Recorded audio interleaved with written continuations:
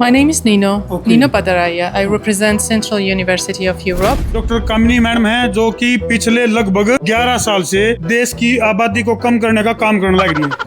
Doctor M A Chaudhary मतलब आप में करे कराए पैदा हुए तो ये देखो भाई, माइक में बोलो, माइक में आवाज दूर तो जाओगी जमा। मैम जो 6 साल में जो आप कंप्लीट करवा रहे हो उसके बाद यहाँ पे आके टेस्ट देना पड़ेगा, वो उसी के अंदर होगा। और एक जो इंडिया का खाना है, हमें वो खाना इंडिया का खाना वहाँ पे मिलेगा या देखो यार, नॉन वेज जैसे बहुत ही गजब की बात कही ने। थोड़ा सा एक बार देखो कितनी गजब की बात कह दी। बोले देश में देश हरियाणा जहाँ दूध दही का खाना और सबसे जेन्युइन समस्या इन्होंने बताई है। तो फिलहाल भाई यानी कि जॉर्जिया वाले ने आकर जींद वाले की नींद उड़ा दी है और नींद खोल दी है इनकी। तो जॉर्जिया वाले के बता कर जान लग रहे हैं इसे की खास पड़ताल खतर हम पहुंच गए हैं और सीधे यूनिवर्सिटी से डेलीगेट आए हैं, सेंट्रल यूनिवर्सिटी ऑफ यूरोप से। तो डॉक्टर कामिनी मैडम हैं जो कि पिछले लगभग 11 साल से देश की आबादी को कम करने का काम करने लग रही है। मतलब आबादी को कम तो हम भी सोचो क्यों कर दिया आबादी कम, यानी कि उन बच्चों को जिन बच्चों को यहाँ MBBS या फिर ऐसे कोर्स करने का मौका को नहीं मिलता, तो उनको डॉक्टर कामिनी मैडम और इनकी जो टीम है वो, चाहे वो रसिया की बात करा चाहे वो जॉर्जिया की बात करा, अभी कंपैरिजन भी चल रहा था रसिया और जॉर्जिया में, वो भी सर से भी बात करेंगे। तो हमने फिल्म देखी होगी मुन्ना भाई MBBS, किस ने देख रखी है? देख रखी है नहीं सबने, लेकिन फिल्म में कुछ चीज़ें अलग होती हैं। यहाँ रील की एक तो होती है रियल लाइफ, एक होती है रियल लाइफ। रियल लाइफ से बाहर आके रियल लाइफ में आप यहाँ एंट्री करने लग रहे हो। तो इससे पहले थोड़ा सा मैं इनसे भी बात करूँगा। हाँ जी, तो जो सेंट्रल यूनिवर्सिटी से आए हैं इनका क्या नाम है इनका जी? Miss Nina. Hello. Hello. My name is Nino. Okay. Nino Padaraya. I represent Central University of Europe from Georgia as a Deputy Dean of the Faculty of Medicine. तो डॉक्टर कामिनी जी, जी अभी जैसे सामने लोग बैठे हैं, अभी जैसे इन्होंने सवाल किया, क्या नाम है जी आपका? राजेश कुमार सर। हाँ जी भाई, खाना यानी कि सबसे एनर्जेटिक जो चीज़ है जिसके कारण बच्चे की एनर्जी बरकरार रहनी है, आगे उसने पढ़ना है, आगे बढ़ना है, तो उसके लिए क्या व्यवस्था है इनके पास? देखिए, इनके 3 सवाल थे। पहला तो ये कि 6 साल का कोर्स है, उसके बाद जो एग्ज़ाम होगा वो 6 साल के बाद ही देना है। जी हाँ, तमाम जितने भी बच्चे हैं 2021 के बाद के, चाहे वो इंडिया से हो चाहे वो अब्रॉड से हो, सबको नेक्स्ट एग्ज़ाम देना है। और जॉर्जिया में क्या है कि सहूलियत ये रहेगी उन बच्चों के लिए कि वो एग्ज़ाम का जो पैटर्न है वो इंग्लिश में ही होगा, तो वो इंग्लिश मीडियम कोर्स से ही पढ़ के आएगा बच्चा। साथ ही साथ उनको कोचिंग क्लासेस भी नेक्स्ट एग्ज़ाम की यूनिवर्सिटी द्वारा दिलाई जाएंगी, जो कि सिलेबस के साथ ही होंगी। सेकंड थिंग कि 6 ईयर के बाद, जी हाँ, 6 ईयर के बाद ही FMG एग्जाम होता है, जिसको नेक्स्ट एग्जाम कहते हैं। तीसरा पॉइंट आया था इनका कि खाने पीने को लेकर, रहने को लेकर सुविधा। जी हाँ, वहाँ पर इंडियन रेस्टोरेंट भी है, इंडियन मैस है हमारे स्टूडेंट्स के लिए, हॉस्टल के अंदर इंडियन फूड अवेलेबल है। और हॉस्टल फैसिलिटी में मैं आपको बता दूं 6 सीटर, 4 सीटर और 2 सीटर, ये डिपेंड ऑन कॉस्ट रहेगा, मतलब डिपेंड ऑन स्टूडेंट्स डिमांड रहेगा। हॉस्टल सिक्योरिटी रहेगी, 24 आवर्स लाइव कैमरा चालू रहेंगे स्टूडेंट्स के हॉस्टल में। देखो डॉक्टर कामिनी जी जितनी बारीकी से बातें बताने लग रही हैं, हमारे को लगता नहीं कि और एजेंट जो है वो आपको इतनी बारीकी से चीज़ें बताएंगे आपको। और हवाई फायर करने वाले एजेंटों से बचो, क्योंकि कल हमने इसके ऊपर, इस प्रोग्राम के ऊपर एक मैसेज भी दिया था आप लोगों को कि जॉर्जिया वालों ने उड़ाई ठगों की नींद। यानी उन फर्जी ठगों से बचो जो कि आपको ख्याली पुलाव दिखा कर और इस तरह से एक हवाई उसमें एक ऐसा रूमर तैयार कर देते हैं जिससे कि आपका बच्चा फिर कौन सी कंट्री में जाकर फंस के खड़े हो जाएगा। तो उनसे यदि आपने बचना है तो विश्वास का दूसरा नाम है डॉक्टर कामिनी जी। तो नो बताओ डॉक्टर कामिनी जी, अब जैसे मान लो बच्चा यहाँ आ गया, यहाँ आने के बाद जो उसको जो टेस्ट क्लियर करना पड़ता है, उसके लिए किस तरह की प्रिपरेशन की मैं वो सारी बातें बताऊंगी। आपने बिल्कुल ठीक कहा कि बहुत सारे एजेंट हैं, मैनिपुलेट करते हैं स्टूडेंट्स को, नहीं इस कंट्री में चले जाइए, उस यूनिवर्सिटी में चले जाइए। हर कोई अपना बेनिफिट देख रहा है, वो स्टूडेंट्स के फ्यूचर को नहीं देख रहा, बिकॉज उसको वो डॉक्टर नहीं है, वो स्टूडेंट का स्ट्रगल नहीं देखता, उसको नहीं पता कि स्टूडेंट कैसे सर्वाइव करते हैं, कैसे नीट क्वालिफाई करते हैं और कितनी उम्मीदों के साथ वो डॉक्टर बनने जा रहे हैं। मोस्टली ऐसे एजेंट होते हैं जो डॉक्टरी की लाइन से बिल्कुल उनका कोई लेना देना नहीं होता, उनको पता ही नहीं कि क्लिनिकल एक्सपोजर आगे मिलेगा कि नहीं मिलेगा, बच्चे को क्या प्रोवाइड कर रहे हैं, कैसी यूनिवर्सिटी में डाल रहे हैं, उसको कोई मतलब नहीं है। उसको सिर्फ किससे मतलब है? आपके मनी से, आपके मेहनत की कमाई से, उसको और कोई मतलब नहीं है। बच्चा चला गया, आगे क्या फैसिलिटी होगी उसको कोई लेना देना नहीं है, ना उसको कोई इस बारे में पता है।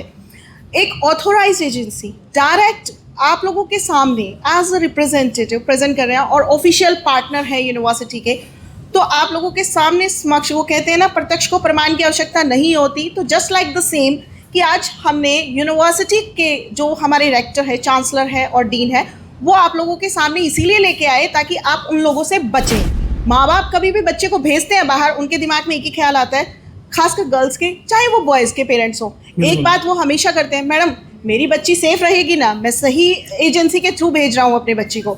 जी हाँ, आपके बच्चे की 6 साल पूरे कोर्स, ड्यूरिंग कोर्स तक की जिम्मेवारी हमारी रहेगी।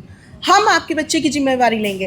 आपका बच्चे का एडमिशन एक बार आप करवा रहे हैं, लेकिन वो 6 साल तक हमारा बच्चा रहेगा। Even not even during the course, after the course also. हम कोर्स के बाद भी प्लेसमेंट के लिए, मेरे बहुत सारे स्टूडेंट हैं, मैं आप लोगों के सामने स्टूडेंट की काउंटिंग दिखा सकते हैं, जितने हमारे FMG पास कर चुके हैं बच्चे।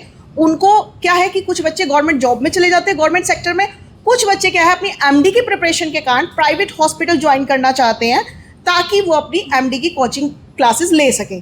तो ऐसे जींद से 43 स्टूडेंट्स ऐसे हैं हमारे जो इस समय प्राइवेट हॉस्पिटल में 50 to 60,000 सैलरी पर जॉब कर रहे हैं और साथ ही अपनी कोचिंग क्लासेस ले रहे हैं, जिनमें से लास्ट टाइम मेरे 4 बच्चों का सिलेक्शन हुआ MD में गवर्नमेंट सीट पे, और वो सारे फॉरेन ग्रेजुएट्स थे। जी बिल्कुल। तो आप काफ़ी कुछ यूनिक सी चीज़ें बता रहे थे आप। एक तो शुभ नाम आपका जी? Doctor M.A. Chaudhary. Doctor M.A. Chaudhary. M.A. Chaudhary, मतलब M.A. करे कराए पैदा हुए थे तो। ये देखो भाई, इनके माँ बाप ने कितना सोच का नाम धरा होगा, पहले M.A. करवा दी पैदा होते ही।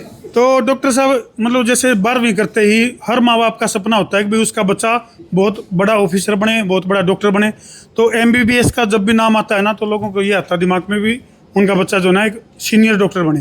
तो अभी आप सीनियर और जूनियर डॉक्टर का जो बता रहे थे डिफरेंस, थोड़ा सा दर्शक जानना था। देखिए, आपने MBBS की बात की है तो मैं आपको ये बात बताता हूँ।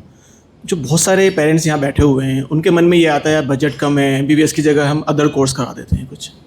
आप मुझे एक ऐसा कोर्स बताइए जो MBBS से बड़ा हो इंडिया के अंदर या वर्ल्ड में, कोई ऐसा कोर्स। ये एक ऐसा कोर्स है जिसका कोई रिटायरमेंट नहीं है। आप चाहे IAS ऑफिसर बैठे हो यहाँ पर, चाहे आप कोई इंजीनियर बैठे हो, चाहे आप किसी एक गवर्नमेंट पोस्ट पर बैठे हो, आपका रिटायरमेंट है, लेकिन आपके डॉक्टर बच्चे का रिटायरमेंट नहीं होने वाला है। वो सारी ज़िंदगी पैसा कमाएगा, जितना बूढ़ा होता जाएगा उतने ज़्यादा पैसे कमाएगा। सबसे पहली बात तो मैं ये बोलना चाहता था, एक चीज़।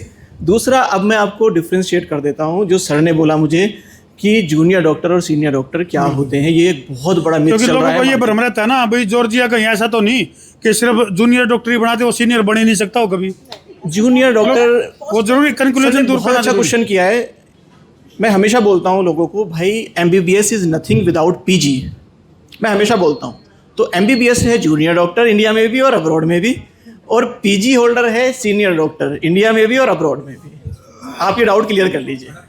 तो जो लोग ये बोलते हैं कि जूनियर डॉक्टर की डिग्री मिलती है, जूनियर डॉक्टर की degree means it's equivalent to MBBS और MD प्रोग्राम इन जॉर्जिया। तो डॉक्टर साहब, जॉर्जिया ही क्यों और दूसरे देश क्यों नहीं? मतलब ऑडियंस ये जानना चाह रही है कि आप जॉर्जिया क्यों ही प्रेफरेंस क्यों दे रहे हैं? ओके, जॉर्जिया में इसलिए प्रेफरेंस दे रहा हूँ कि जॉर्जिया एक ऐसी कंट्री है जहाँ पर हमारे NMC के जो 3 रूल्स हैं वो बहुत अच्छे से और कम से कम टाइम में और अफोर्डेबल प्राइस में पूरे हो रहे हैं। क्यों? जो हमारी जॉर्जिया की डिग्री है वो वर्ल्ड वाइड रिकॉग्नाइज है। The course duration of MBBS programme is 6 years including internship. 6 साल का कोर्स इंटर्नशिप के साथ प्लस 360 ECTS क्रेडिट आपको मिलते हैं जॉर्जिया से। साथ में जॉर्जिया से डिग्री लेने के बाद आपको लाइसेंस टू प्रैक्टिस के लिए कोई भी एग्ज़ाम देने की ज़रूरत नहीं है। बाकी अदर सारी कंट्रीज़ ले लीजिए, आप कंपेयर कर लीजिए, सभी कंट्रीज़ में आपको लाइसेंस के लिए एग्ज़ाम देना पड़ेगा। यदि आप लोगों के पास कोई स्टूडेंट्स फाइल लगाता है तो उसकी प्रोसेसिंग टाइम ड्यूरेशन कितनी है, कितना टाइम लगेगा, कितने टाइम में उसको फ्लाइट में बिठा के उड़ान भरवा दोगे आप? In Georgia admission process is very easy, बहुत ईजी प्रोसेस है। कोई भी आपको परेशान होने की ज़रूरत नहीं है। जो जितने भी स्टूडेंट्स हैं जिन्होंने अभी अभी नीट दिया है, वो सभी लोग, जिन लोगों ने अभी पासपोर्ट भी नहीं बनवाया है, वो लोग भी एडमिशन प्रोसेस स्टार्ट कर सकते हैं। या फिर नीट रिजल्ट नहीं आया है तो भी एडमिशन प्रोसेस को स्टार्ट कर सकते हैं आप लोग। आपकी एक 10th की मार्कशीट, 12th की मार्कशीट और कोई भी एक वैलिड ID आपको हमें सेंड करनी है। आपका एक इंटरव्यू होगा, उसके बाद में 2 टास्क होते हैं। आपका एक रीडिंग टास्क और एक लिसनिंग टास्क होता है। आपको ये एग्ज़ाम पास करने के बाद आपको वेट करना है, आपने नीट के रिजल्ट का आपको वेट करना है, और जैसे ही आपका नीट का रिजल्ट आएगा आपको तब तक अपना पासपोर्ट रेडी रखना है। Good evening. Can you tell us more about the admission criteria? Okay, for the admission, as we have already mentioned, it's one of the easiest procedure, let's say like that, because you don't have to pass any national exam or any kind of exam to be enrolled at the university. First step, you should be NEET qualified. This is requirement of your country, not specifically requirement of the Georgia. But you need to be back to your country, so that's why you need to be NEET qualified. Also, you need to have school certificate. So you need to finish your school studies, of course. Your passport. Well, maybe you might not have this passport, but it should be prepared soon. And what's important, you should prove your English language knowledge. This is not mandatory to provide any kind of certificate for that. If you have, that's perfect. If not, we are providing some English language exam for those students who would like to be enrolled. And on that exam, during the interview, which is online, you should prove that you have enough English knowledge to join this English taught medical doctor program. Then all these documents are collected and sent to the ministry, and we are receiving final approval from the ministry, which means that you are ready to be prepared to be enrolled as a student. Firstly, you need to pay first semester tuition fee. Well, I have mentioned annual tuition fees, right? So for the enrollment, you should pay minimum half of it, which is one semester tuition fee. That's all.